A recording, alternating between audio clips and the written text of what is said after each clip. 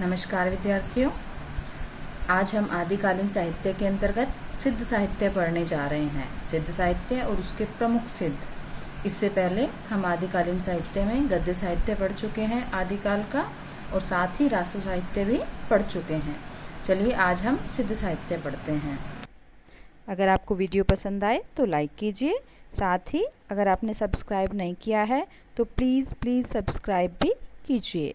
विद्यार्थियों, सिद्ध साहित्य को समझने से पहले हमें बौद्ध धर्म के दोनों जो शाखा हैं उनको समझ लेना जरूरी है।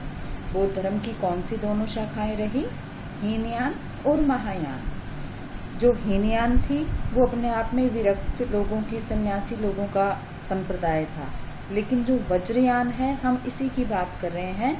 सिद्ध साहित्य वज्रयान से संबंधित है।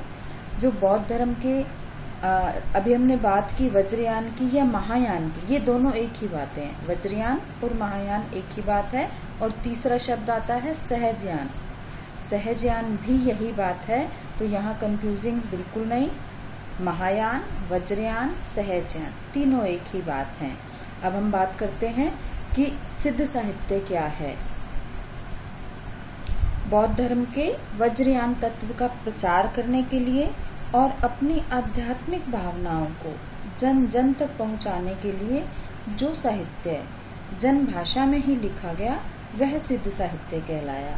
अर्थात सिद्ध साहित्य लोगों की समझ में आने वाली भाषा में लिखा गया, और उसका कारण क्या था? अपने धर्म का प्रचार करना, अपनी आध्यात्मिक भावनाओं को लोगों तक पहुंचाना। अब यहाँ दूसरी बात आती है सिद्धों की संख्या। राहुल सांस्कृत्यायन ने सिद्धों की संख्या 84 बताई है, और यही मान्य है, 84 ही आती है। कुछ सिद्धों के नाम हम ले रहे हैं: सरहपा, लुईपा, शबरपा, कणहपा, कुकुरिपा आदि। और हम सब में देख रहे हैं कि नाम के पीछे पा जुड़ा हुआ है। सरहपा, लुईपा, तो यह पा शब्द जो है यह एक सम्मानजनक उपाधि है। और राहुल सांस्कृत्यायन ने ही इस पूरे युग को, जो सिद्धों का युग रहा, आदिकाल रहा, उसको सिद्ध साहित्य के कारण, सिद्धों के साम्राज्य के कारण इस युग को नाम दिया सिद्ध सामंत युग। और एक और बात जो है वो यह है कि सिद्धों का जो प्रचार था वो बिहार से असम तक था। सिद्धों की भाषा अपभ्रंश और पुरानी हिंदी रही, और इनका समय था 7वीं से 8वीं शताब्दी। अब हम बात करते हैं इनकी भाषा की।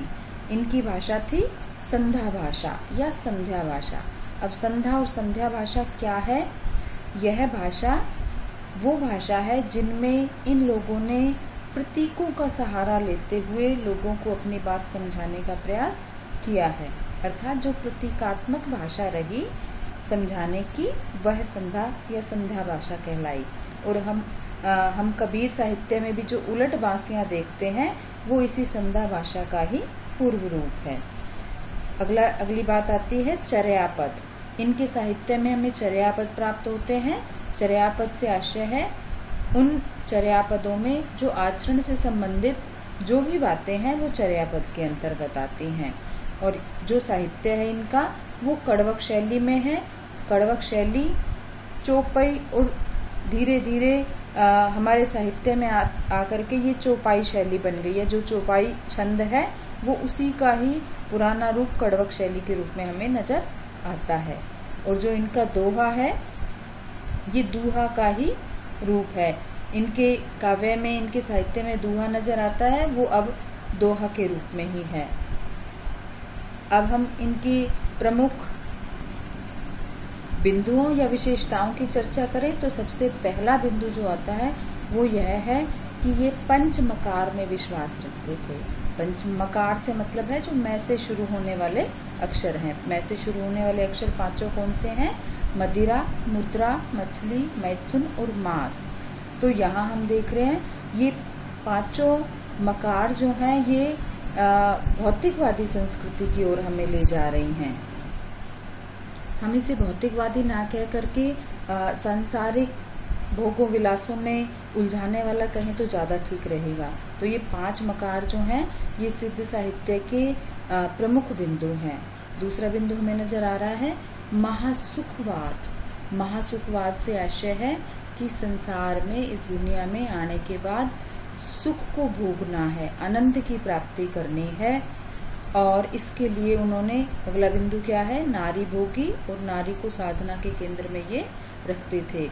महासुखवाद से सब पता चलता है कि ये नारी भोगी थे और साथ ही अपनी साधना में नारी को साथ लेकर के चलते थे, और आनंद की प्राप्ति ही इनका प्रमुख उद्देश्य था, ध्येय था। अगला बिंदु है शिव की उपासना करने वाले थे, और साथ ही साथ ये तंत्र साधना के भी उपासक थे। और इस सिद्धों में एक खास बात थी, ये ज्ञान की उपेक्षा करते थे। ये इन्हें ज्ञान नहीं चाहिए, इन्हें सिद्धि चाहिए। अतः ज्ञान की उपेक्षा थी इनके प्रमुख विशेषताओं में। यह अंत साधना पर जोर देते थे और साथ ही शून्य की उपासना पर जोर देते थे। इन्होंने पाखंड और आडंबरों का विरोध किया है। इसके बारे में, सिद्धों के बारे में हजारी प्रसाद द्विवेदी का क्या मत था कि जो जनता तात्कालिक नरेशों की स्वेच्छाचारिता, पराजय से त्रस्त होकर निराशा के गर्त में गिरी हुई थी, उनके लिए सिद्धों की वाणी ने संजीवनी का काम किया। अब यहाँ उनके कहने का आशय क्या था, क्योंकि इन्होंने आडंबर और पाखंड का विरोध किया और जो लोग इन चीजों से बहुत दुखी हो चुके थे, उन्होंने सिद्धों की वाणी उनके लिए एक संजीवनी का काम, एक अच्छी बूटी का काम इस वाणी ने किया है। अब हम प्रमुख सिद्धों की बात करते हैं। सबसे पहले नाम आता है सरहपा का। इसी सरहपा को ही सरहपाद के नाम से जाना जाता है, जिसका समय 769 ईस्वी बताया जाता है। यह जाति के ब्राह्मण थे और इन्होंने 32 ग्रंथों की रचना की है। सरहपाद को ही हिंदी का प्रथम कवि माना है डॉक्टर राहुल सांस्कृत्यायन ने। अब इसके बाद हम अगले सिद्ध की बात करते हैं, शबरपा की। इनका ग्रंथ है चर्यापद और समय है इनका 780 ईस्वी। और इनका एक और ग्रंथ रहा है वज्र योगिनी साधना। इन्होंने सरहपा से ही ज्ञान प्राप्त किया और सहज जीवन पर बल देकर माया और मोह का विरोध भी किया। अगले सिद्ध रहे लुईपा। लुईपा का समय था 773 ईस्वी और यह विशेष खास याद रखने योग्य बात है कि सिद्धों में सबसे ऊंचा स्थान लुईपा का था। अक्सर परीक्षाओं में ऐसा प्रश्न पूछ लिया जाता है कि सिद्धों में सबसे ऊंचे स्थान पर या सर्वश्रेष्ठ स्थान किसका रहा है, तो सबसे ऊंचा स्थान था लुईपा का और सबसे पहला सरहपा, जो अभी हम बात कर चुके हैं, सरहपाद या सरहपा। लेकिन सर्वोच्च स्थान की जब बात आती है तो वो लुईपा है। अगले हैं डोम्बिपा। ये विरूपा के शिष्य रहे और इनका समय था 840 ईस्वी और ये इनके दो ग्रंथ हैं, योगचर्या और डोम्बी गीतिका। अगले सिद्ध रहे कणहपा। कणहपा का समय 820 ईस्वी और ये जालंधर पा के शिष्य थे। इनके हिस्से में 74 ग्रंथ आए, अर्थात इन्होंने 74 ग्रंथ लिखे हैं। अगले सिद्ध की हम बात करते हैं कुक्कुरिपा। ये चरपटिया के शिष्य थे और इन्होंने 16 ग्रंथ लिखे हैं। सिद्ध साहित्य आदिकालीन साहित्य में बहुत महत्वपूर्ण स्थान रखता है। साथ ही इसलिए भी स्थान रखता है क्योंकि इसने भक्ति साहित्य पर अपना पूरा प्रभाव डाला है और भक्ति साहित्य में विशेषकर संत साहित्य पर, जो संत मत चला, कबीर वाला पंथ था, उस पर इसने बहुत प्रभाव डाला। और बाद वाले साहित्य में हमें कर्मकांडों की निंदा, संधा भाषा, उलटबासियां, प्रतीकों का प्रयोग, दोहा और गीत शैली जो भक्ति काल में प्रयुक्त हुई वो इन्हीं की देन रही। विद्यार्थियों, अगले वीडियो में हम बात करेंगे नाथ साहित्य की और अन्य जो भी साहित्य रचा गया आदिकालीन, उसके बारे में।